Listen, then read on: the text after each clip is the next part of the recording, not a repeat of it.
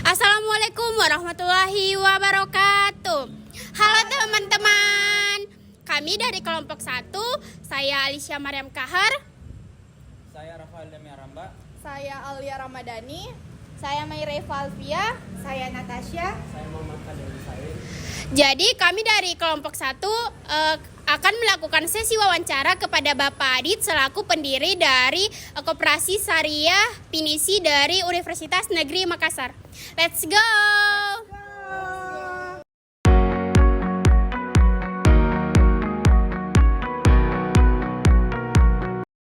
Assalamualaikum warahmatullahi wabarakatuh. Selamat pagi Pak Hadid.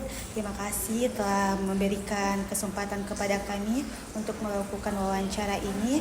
Perkenalkan, nama saya Natasha dan teman saya Mayre Valvia. Kami dari Prodi Manajemen. Tujuan kami melakukan wawancara untuk mengetahui lebih banyak pengalaman Bapak dalam menjalankan koperasi syariah ini. Baik Pak, langsung saja kita mulai. Pertanyaan yang pertama itu Pak, apa motivasi utama dalam mendirikan koperasi ini? Oke, pasti untuk mensejahterakan anggota. Selama ini UNM sudah punya beberapa koperasi yang sudah berdiri sebelumnya. Yang pertama itu ada KPRI, ada juga Kopma, ada juga Koperasi Teratai. Tapi ada satu yang kurang, dan ini sebenarnya jadi concern beberapa guru besar, beberapa profesor. Itu selama ini kita punya koperasi tapi konvensional, tidak ada syariah. Jadi bagaimana caranya kita bisa mewadahi, membantu kesejahteraan anggota itu tapi dengan cara yang syariah. Makanya dibentuklah koperasi syariah. Baik Pak, terima kasih. Siapa saja yang dapat menjadi anggota koperasi ini dan bagaimana proses pendaftaran anggota dilakukan Pak? Untuk menjadi anggota ini sebenarnya simple, tapi kita inklusif ya. Eksklusif. Dan karena koperasi kita itu closed loop, artinya yang boleh menjadi anggota itu mirip sih deposito, kayak apa ya? Investasi pihak ketiga.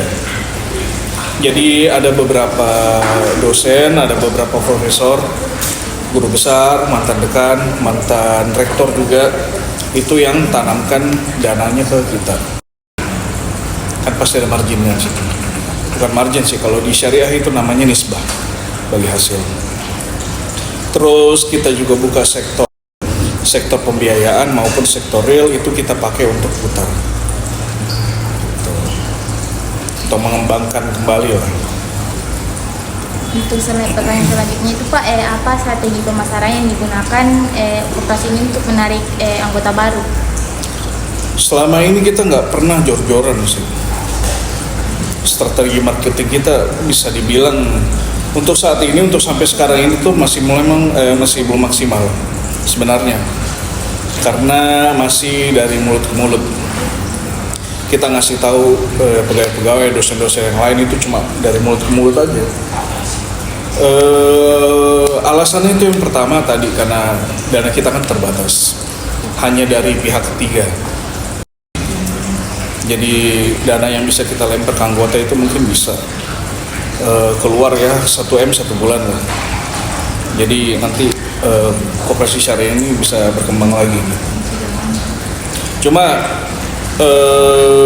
kalau kita sudah kerjasama dengan BSI, artinya kalau modal kita sudah bertambah banyak lagi, itu kita bisa lakukan strategi marketing ke depan. Itu kayak misalkan paling ya, habis itu biasa kalau ke kampus-kampus gitu ya, sebar-sebar brosur lah segala macam gitu, atau langsung audiensi dengan dosen-dosen, dengan profesor-profesor gitu. Karena kan anggota kita ini kan eksklusif, hanya Sivitas Akademika UNM. Jadi kita mau melakukan strategi marketing yang puas sekali juga ya, untuk apa? Gitu. Itu untuk pembiayaan, tapi kalau untuk sektor realnya kita, kita itu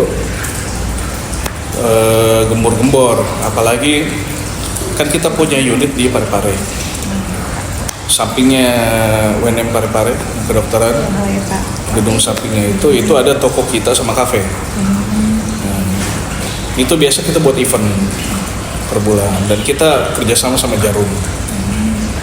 Jadi kalau untuk strategi marketing yang paling jalan yang kita pakai itu paling ya untuk sektor real.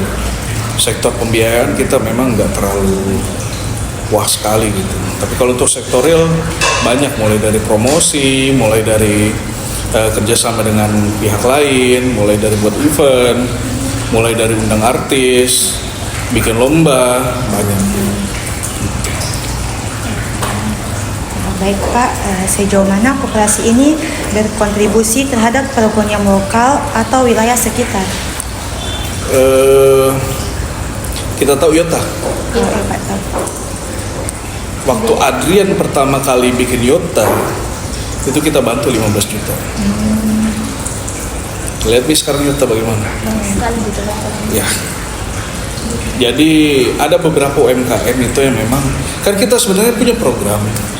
Kalau mahasiswa itu punya UMKM sendiri, proposalnya jelas, terus ada ACC dari dosen, ada dosen yang bisa kayak tanggung lah, istilahnya kayak saya rekomendasi ini mahasiswa bagus.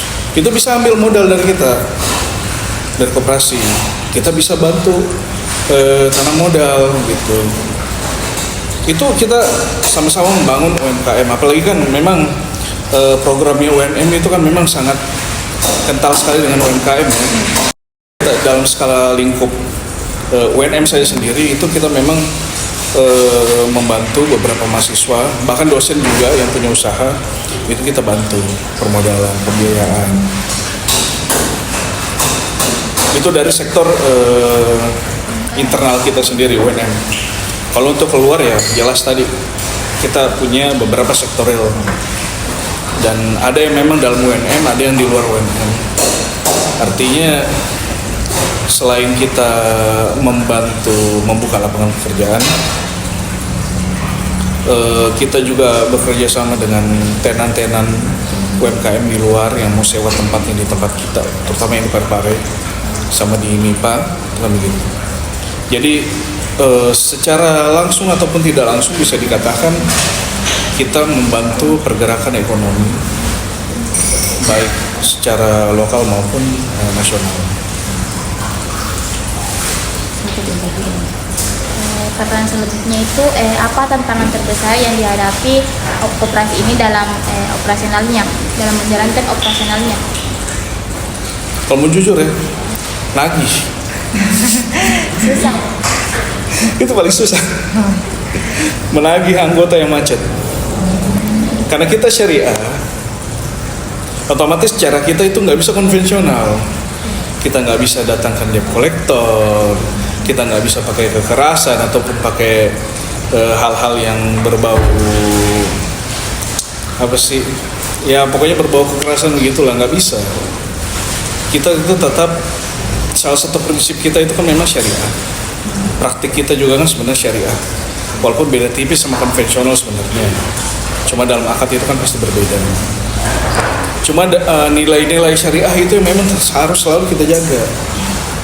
Nah yang paling susah itu penagihan. Yang bisa kita tagih ke anggota itu paling cuma chat aja ayat-ayat Al-Quran, hadis. Bilang kalau sebelum meninggal nanti utang tadi itu kayak gitu aja. Cuma kebanyakan ada beberapa anggota itu yang kayak apa sih ini? Mbak, untung kalau dibaca, kalau tidak itu tantangan paling besar sebenarnya. Sampai akhirnya itu kejadian sampai tahun 2021 kalau nggak salah. Akhirnya pengurus, pengawas, manajemen juga kita berdasarkan rapat anggota tahunan juga itu kita menyatakan kalau mulai tahun 2022 itu kita kerjasama dengan bendahara UMM. Jadi kalau ada anggota yang mau minjam di kita, yang mau ambil pembiayaan di kita, itu harus bisa dengan catatan ya, harus bisa dipotong gajinya langsung di bendahara UMM. Jadi untuk penagihan kita nggak terlalu susah karena otomatis gajinya masuk itu sudah langsung terpotong masuk ke rekening kita. Cuma ya tetap untuk anggota yang macet sebelum tahun 2021 ya itu tadi masih susah untuk ditagih. Itu yang paling susah sih dalam operasional sebenarnya. Ya, gitu. Baik Pak, apakah koperasi pernah menghadapi masalah hukum atau peraturan dalam menjalankan usahanya? Jika ya, bagaimana cara mengatasinya? Kalau berhadapan dengan hukum langsung secara langsung ya, itu enggak terlalu sih. Cuman kita sempat kena dampaknya, bisa dibilang sih begitu. Pernah dengar kasus tahun berapa itu? 2022 atau 2021? Ada mantan dosen UNM yang membunuh. Ada kasusnya dulu. Ada kasusnya dulu. Sesama staf UNM ada skandal, ada kasus sampai akhirnya korban wanita ini dibunuh. Pelaku laki-laki di penjara. Nah, kebetulan ini bapak nasabah kita. Ya. Jadi macet. Otomatis angsuran macet. Karena kita mau tuntut juga ya nggak bisa. Kita datang ke keluarga juga asetnya udah habis. Jadi kalau mau dibilang berhubungan langsung dengan hukum enggak. Tapi kalau kena dampaknya ya mungkin pendek itu aja sih. Selanjutnya apa rencana koperasi untuk berinovasi dan meningkatkan layanan kepada anggotanya di masa depan? Yang paling utama itu pasti yang penting itu digitalisasi. Di mana-mana sekarang kan digitalisasi itu kan penting sekali. Jadi rencana apa tadi? Revolusi apa? Inovasi itu kan pasti nggak bisa kita lepas lah dari yang namanya digitalisasi zaman sekarang. Itu paling penting. Karena digitalisasi itu ya bisalah kita lihat di aplikasi-aplikasi bank yang lain, Brimo, BNI, Livin Mandiri. Itu kan sistemnya bagus sekali. Nggak banyak koperasi yang punya itu. Karena untuk bikin aplikasi saja itu kan butuh biaya kurang lebih 50 jutaan ke atas, kurang lebih begitu. Nah, kita kan mau dibilang koperasi kecil, mau bikin aplikasi seharga 50 jutaan aja yang paling murah, itu kan pasti mikir-mikir dulu, butuh apa enggak. Apalagi kan kita cuma lingkup UNMJ, maksudnya masih bisa jadi didatangi, masih bisa aja koordinasi dengan birokrat masing-masing fakultas, begitu, nggak terlalu urgent sebenarnya. Cuma makin kesini banyak anggota juga minta buat aplikasi dong. Iya, saya mau lihat nih jumlah tabunganku berapa. Masa harus gak datang lagi kantor, naik lantai 3, naik tangga lagi. Capek. Banyak anggota kita yang tua butuh aplikasi. Jadi ya kita sudah rasakan bersama lah bagaimana manfaatnya itu aplikasi-aplikasi bank-bank gitu kan, gampang sekali melihat jumlah tabungan berapa, terus kalau mau minjam skemanya bagaimana, kita mau invest bisa kelihatan bagaimana, mau lihat sisa angsuran kita berapa gitu. Jadi untuk langkah inovasi paling awal yang memang kita targetkan untuk tahun depan itu digitalisasi, itu yang paling penting. Yang kedua sih bagaimana kalau ini koperasi syariah UNM bukan cuma sekedar koperasi lintas provinsi, tapi kalau bisa secara nasional. Jadi artinya yang nggak menutup kemungkinan kalau misalnya sistem kita sudah memang bagus sekali, anggota yang bisa kita kasih masuk itu bukan cuma sekedar sivitas akademik UNM, bahkan bisa umum. Cuma itu target jangka panjang itu. Terima kasih banyak Pak atas informasi yang sangat bermanfaat ini. Sebelum kita akhiri wawancara ini, apakah ada pesan atau informasi tambahan yang ingin Bapak sampaikan khususnya terkait koperasi syariah dan manfaatnya bagi masyarakat yang mungkin bisa menjadi bahan tambahan untuk penelitian kami. Oke. Pesan ya.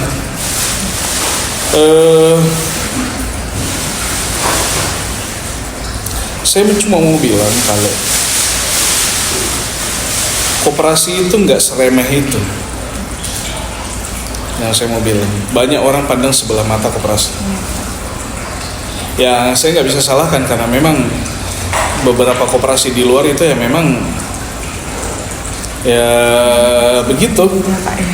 SDM-nya juga nggak terlalu mumpuni. Beda dengan perbankan atau lembaga pembiayaan yang memang bagus sekali. Itu mungkin bisa dibilang apa ya, produk hasilnya BUMN sama pemerintah umum itu memang kelihatan sumber daya manusianya. Jadi saya juga nggak bisa salahkan sebenarnya. Tapi kalau untuk orang-orang yang memang betul ngerti koperasi itu bagaimana, sebenarnya ini koperasi bisa lebih besar dari bank. Sebenarnya, makanya dulu Bung Hatta itu mati-matian sekali untuk kasih hidup koperasi kan. Itu salah satu alasan. Karena Bung Hatta dulu itu tahu sekali bagaimana sistemnya koperasi. Masuklah di era selanjutnya perbankan, dari kita masuk konspirasi sih. Intinya begitu. Jadi ada beberapa kayak yang mencoba untuk kasih jelek image-nya koperasi sampai akhirnya kelihatan kayak sekarang. Padahal sebenarnya potensinya tinggi sekali. Karena pertama, uang yang berputar di koperasi itu bukan untuk segelintir orang, tapi memang kembali untuk anggota. Karena tiap tahun itu kan ada sisa hasil usaha. Sisa hasil usaha itu kan diambil dari semua pendapatan sektor yang ada di koperasi. Itu dibagi rata untuk anggota. Mereka ada tabungan, mereka dapat SHU dari semua sektor bisnis yang kita kerjakan. Artinya semua uang itu yang dipakai beroperasional sama satu tahun, di akhir tahun itu dikembalikan, mereka dapat manfaat. Kalau bang Tidak. itu paling pertama sebenarnya. Yang kedua, koperasi itu bisa besar sekali karena bukan cuma sektor pembiayaan yang bisa kita handle, sektor real, sektor produksi banyak sekali, mau dari pergudangan, mau dari pertanian, perkebunan, tekstil, bahkan itu KPRI bikin produk air mineral sendiri kan, bank mana bisa. Gitu. Jadi sebenarnya kalau mau dibilang, pesan saya mungkin ke kalian mahasiswa atau nanti ya siapa tahu ada masyarakat umum yang dengar, kalau koperasi itu sebenarnya potensinya besar sekali dibanding bank. Jadi jangan pandang remeh sebenarnya koperasi. Itu aja. Thank you. Sekali lagi saya ucapkan terima kasih atas kesempatan yang diberikan dan waktu yang diluangkan untuk kami. Semoga koperasi ini terus berkembang dan memberikan manfaat bagi anggota maupun masyarakat luas. Waalaikumsalam warahmatullahi wabarakatuh. Waalaikumsalam. Terima kasih, Pak. Thank you.